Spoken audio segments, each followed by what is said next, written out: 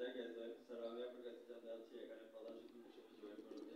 আপনার অনুভূতিটা কেমন লাগছে সেটা আমি জানি আমি সাংবাদিক পড়াশোনা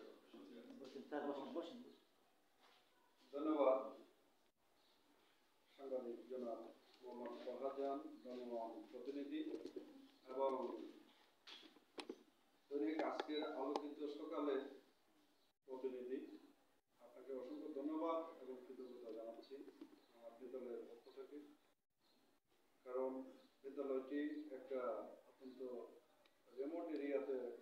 অবস্থিত এই বিদ্যালয়ে অনেক প্রতিকূল অবস্থার মধ্যেও শিক্ষার্থীরা আনন্দের সাথে ক্লাস করে আপনি জেনে খুশি হবেন বাংলাদেশ সরকারের মাননীয় প্রধানমন্ত্রী ইতিপূর্বে বাংলাদেশে 300টি প্রতিষ্ঠান 300টি সংসদীয় আসনে 300টি প্রতিষ্ঠান তিনি শেখ রাসেল স্কুল অফ ফিউচারের আওতায় এনেছেন প্রতি সংসদীয় আসনে একটি স্কুল সারা বাংলাদেশে আমরা অত্যন্ত সৌভাগ্যবান সারা বাংলাদেশের অংশবিশেষ আমার প্রতিষ্ঠানটিও সেই মাননীয় প্রধানমন্ত্রীর শেখ রাসেল স্কুল অফ ফিউচারের আওতায় এসেছে এজন্য আমি আমার বিদ্যালয়ের পক্ষ থেকে মাননীয় প্রধানমন্ত্রীকে অসংখ্য ধন্যবাদ এবং কৃতজ্ঞতা জানাই তিনি আমার প্রতিষ্ঠানটি শেখ রাসেল স্কুল অফ ফিউচারের আওতায় এনেছেন এবং বর্তমান মাননীয় সংসদ সদস্য জননেতা জনাব মনিবুর রহমান মানিক আমাদের এই প্রতিষ্ঠানটিকে তিনি সিলেকশন দিয়েছিলেন বাছাই করেছিলেন যে এখানে স্কুল অফ ফিউচার স্থাপিত হলে এই প্রতিষ্ঠান থেকে অনেক ভালো ছেলে মেয়ে এবং তাদের বর্তমান বিশ্বের যে সমস্ত শিক্ষা ব্যবস্থা প্রচলিত আছে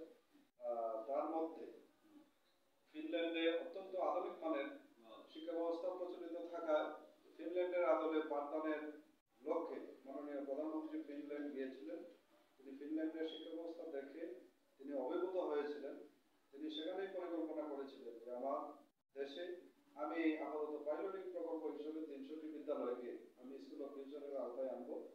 এবং প্রত্যেক বিদ্যালয়ে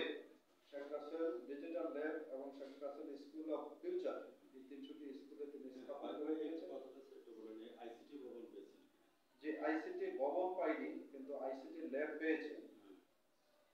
আইসিটি ল্যাব পেয়েছে এবং স্কুল অফ ফিউচার পেয়েছে যেটাতে ফিনল্যান্ডের আদলে এখানে পাঠদান পরিচালিত হয় এবং একটা বিশ্বমানের শিক্ষা ব্যবস্থা গড়ে তোলার লক্ষ্যে তিনি এই পাইলটিং প্রকল্প বাস্তবায়ন করেছেন 300টি স্কুলে সারা বাংলাদেশে 300টি স্কুলে 300টি Sheikh Russel school of future স্থাপন করে দিয়েছে আমি আবারও এই জন্য ধন্যবাদ জানাই কৃতজ্ঞতা জানাই মাননীয় প্রধানমন্ত্রীর প্রতি এবং আজকে আপনি এসেছেন আপনার প্রতি অসংখ্য ধন্যবাদ এবং কৃতজ্ঞতা আসলে শিক্ষার্থীরা ভালো ফলাফল করার পেছনে একজন অভিভাবক হিসাবে তার দায়িত্ববোধটা একটু বেশি কারণ একটা ছেলে সকাল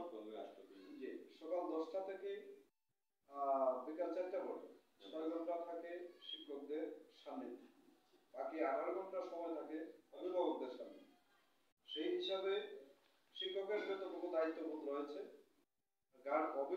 একজন অভিভাবকের তার চেয়ে অনেক দায়িত্ববোধটা অনেক বেশি তারপরেও একজন ছেলে কিংবা একজন মেয়ে শিক্ষার্থী ভালো ফলাফল করার পেছনে শিক্ষকদের যে ধরনের ভূমিকা থাকার দরকার অভিভাবকদেরও ওই রকম ভূমিকা থাকার দরকার ম্যানেজিং কমিটি এলাকার অভিভাবকদের সচেতনতা বিষয়টি অত্যন্ত জরুরি সকলের সম্মিলিত প্রচেষ্টার ফলে একজন শিক্ষার্থী ভালো ফলাফল করতে পারে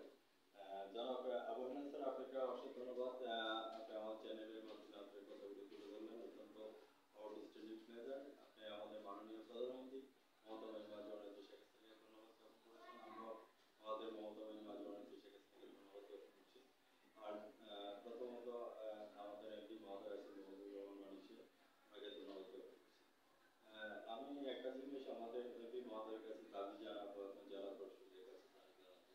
প্রত্যেকটা স্কুল কলেজে কিন্তু রাস্তা ফরওয়ার্ডিং করা আছে আমাদের যে বাম পাশে যে রাস্তাটা আছে এটা ডাম্পিং হয়ে আছে বৃষ্টি হলে এই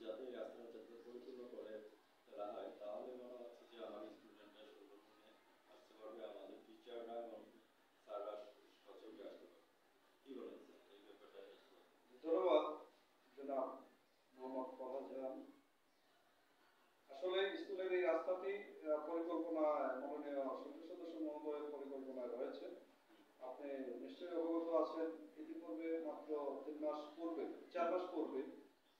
বর্তমান সরকার গঠন করেছেন।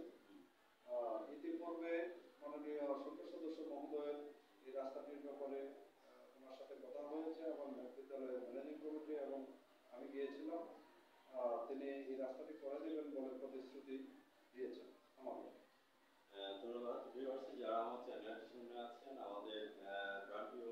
স্যার মোহাম্মদ আবু স্যারের সাক্ষাৎকারটি আজ রাত 9:15 আমাদের টিভি চ্যানেলের মধ্যে দেখতে জানেন এবং জাতীয় পত্রিকা দৈনিক আজকের আলোচিত সকলের সঙ্গে থাকেন। আমি সাংবাদিক ফরাদ রেখে আছি। স্যার ভালো থাকেন, সুস্থ থাকেন। ধন্যবাদ। আপনাকেও ধন্যবাদ জনাব মোহাম্মদ ফরহাদ জাহান ভাই।